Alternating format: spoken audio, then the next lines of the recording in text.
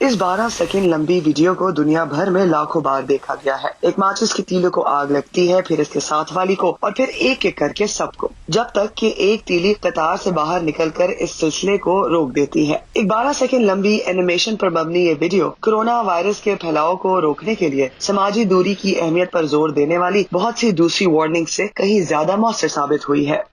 ہم بہت سے مضامین پڑھ رہے ہیں جو بہت سمارٹ، بہت سمجھدار اور بہت لمبے ہیں اور صرف ذہین لوگوں کے لیے ہیں۔ آج کل ہم سب کے پاس بہت زیادہ وقت ہے، پھر بھی ہم نے ایسی چیز بنانے کا فیصلہ کیا جو ٹیلی گراف کی طرز پر صرف 12 سیکنڈ طویل ہے۔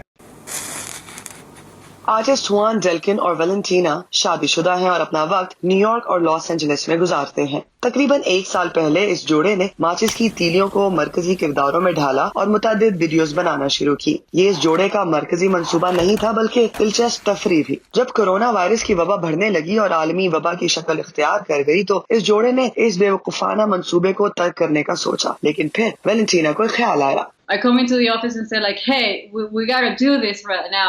آفس میں آئی اور میں نے کہا ہمیں ابھی یہ کام کرنا پڑے گا کیونکہ یہ ایک بہت ہی مضبوط، بہت ہی آسان طریقہ ہے ایک بہت ہی اہم پیغام کو پہنچانے کا۔ پھر ہم شروع ہو گئے۔ ہاں، یہ ہمارے لیے ایک عجیب ہفتہ رہا کیونکہ اگرچہ ہم گھر میں قید ہیں مگر ہم اس سے پہلے کبھی بھی اتنے سوشل نہیں رہے۔ We've never been so social. We've never been this social before.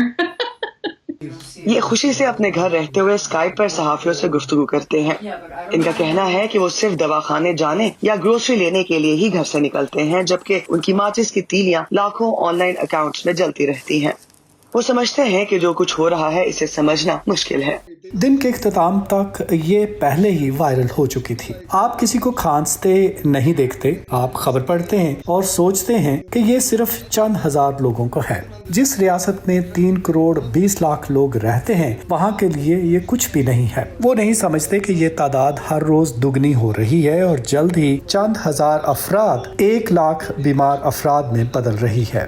یہ حقیقت ہے۔ خوان کا کہنا ہے کہ ان کے لیے نیو یارک سٹی کی مصروف گلیوں کا خالی ہونا خوفناک نہیں ہے، بلکہ اگر شہر میں کچھ نہیں بدلتا تو وہ زیادہ پریشان کن ہوتا۔ ان کا خیال ہے کہ خلا ایک نیا معمول بن چکا ہے اور ہم میں سے ہر ایک کے پاس وہ ماچس کی تیلی بننے کی طاقت ہے جو اس مہلک وبا کے سلسلے کو روکنے کے لیے دوسروں سے ہٹ کر کام کرتی ہے۔ اینا نیلسن کے ساتھ Iram Abbasi, voice of America.